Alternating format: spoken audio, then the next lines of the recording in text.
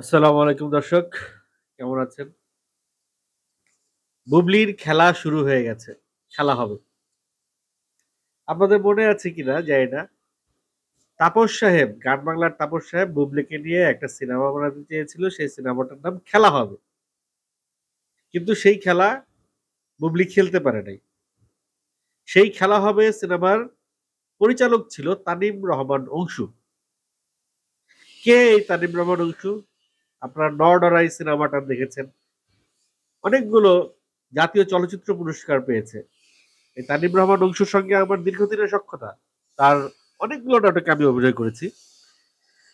নাটকে সে ভালোই একটা সুনাম কুড়িয়েছিল, কিন্তু তারপর থেকে সে আর নিয়মিত নাটক বানাচ্ছে না, হয়তো সিনেমা বানাবে বলে নাটক ছেড়ে দিয়েছিল। তানিম রহমান অংশু কিন্তু একাধারে একজন এডিটারও। একজন এডিটার যখন ডিরেকশন দেয় তখন সে জানে কতটুক তার রাখতে হবে, কতটুক ফেলতে হবে। তাই প্রয়োজনের অতিরিক্ত শুটিং একজন এডিটার যখন ডিরেক্টরের চেয়ারে থাকে তখন সে করে না। তার প্রত্যেকটা শর্ট কাট একেবারে আগে থেকে মাথার মধ্যে প্রি প্ল্যান্ড। তো কথা বলছি আজকে আসলে ময়না গানটা নিয়ে। যে গানটা বুবলির ব্যাপক সাড়া ফেলেছে, গতকালকে রিলিজ হয়েছে। তারপর থেকে এটা মোটামুটি একটা ট্রেন্ডিং এ চলে আসছে এবং বুবলিকে খুবই সুন্দর লাগছে গানটায়, তার দৃশ্যায়ন।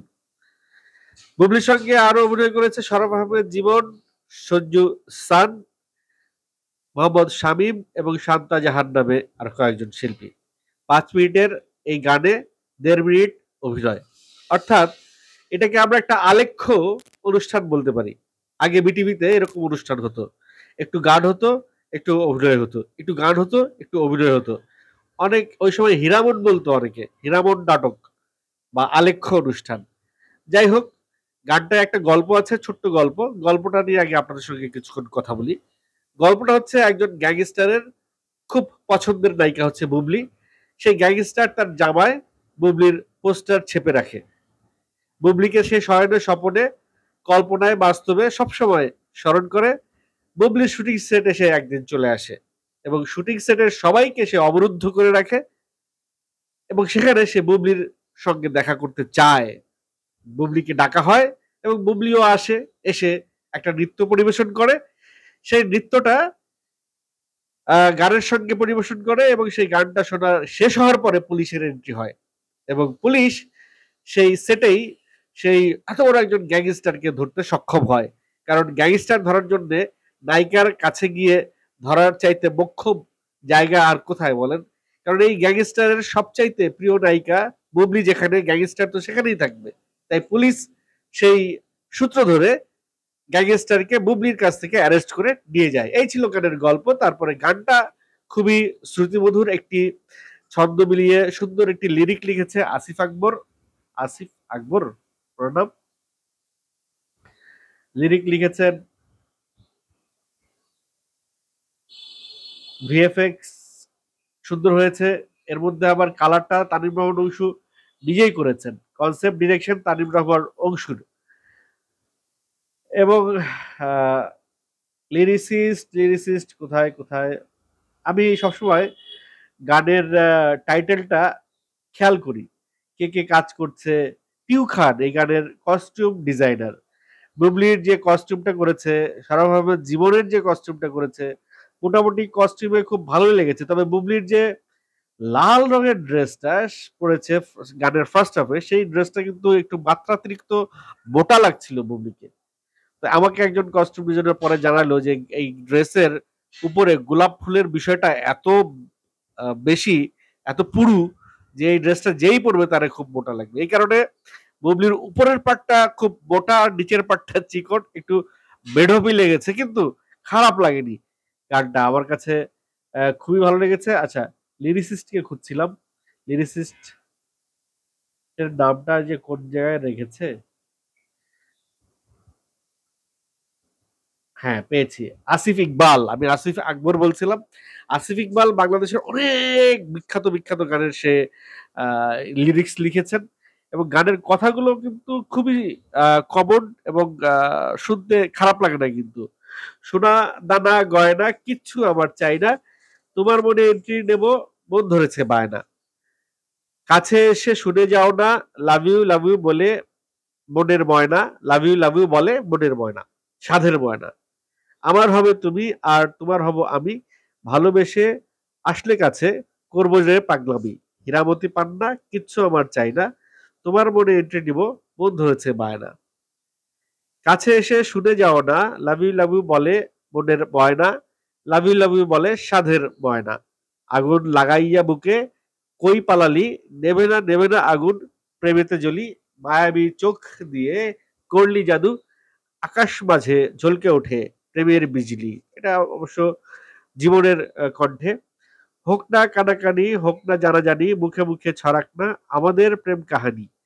শাড়ি চুরি আয়না, কিচ্ছু আমার চাই না, তোমার মনে এন্ট্রি নেব, মন ধরেছে বায়না।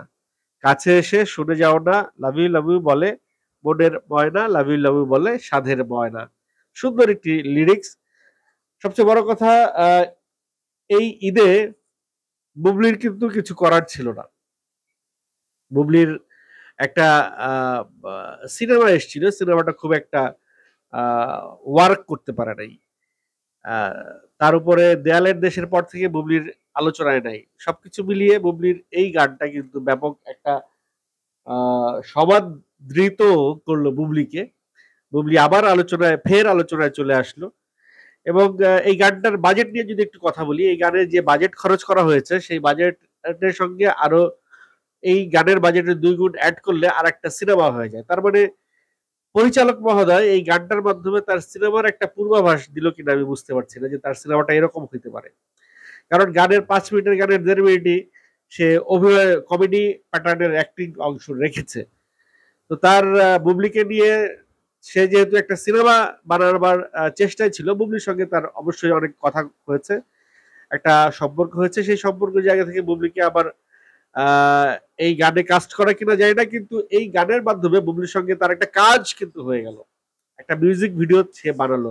ও মিউজিক ভিডিওর প্রসঙ্গটা যখন আসছে, এই তানিম রহমান ইংসু কিন্তু শুরুর দিকে অনেক মিউজিক ভিডিও বানিয়েছে। এই যে প্রীতমকে নিয়ে লোকাল বাস, মমতাজকে নিয়ে লোকাল বাস, তারপরে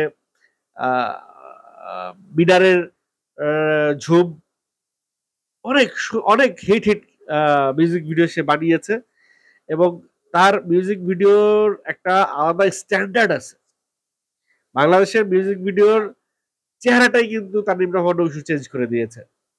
সেই জায়গা থেকে মিউজিক ভিডিওতে তানিম রহমান অংশুকে আমরা কিং বলতে পারি, মিউজিক ভিডিও মেকারদের কিং। মিউজিক ভিডিও বানানো আর সিনেমা বানানো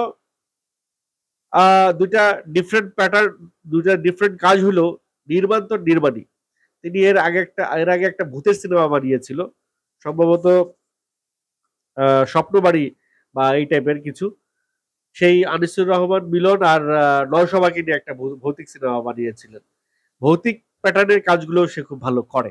তার কিছু হরর প্যাটার্নের নাটকে আমি অভিনয় করেছি, যেগুলো নাটক হিসেবে দর্শকের কাছে খুব সমাদৃত হয়েছে। যাই হোক, তানিম রহমান অংশুর কাজটা আপনাদের কাছে কেমন লাগলো, তানিম রহমান অংশুর এই গানটা আপনাদের কেমন লাগলো, ময়না গানে বুবলিকে আপনাদের কাছে কেমন লাগলো, একটু কমেন্ট করে জানাবেন। আমার কাছে কিন্তু দুর্দান্ত এন্টারটেইনিং লেগেছে গানটা, আমি খুব এনজয় করেছি।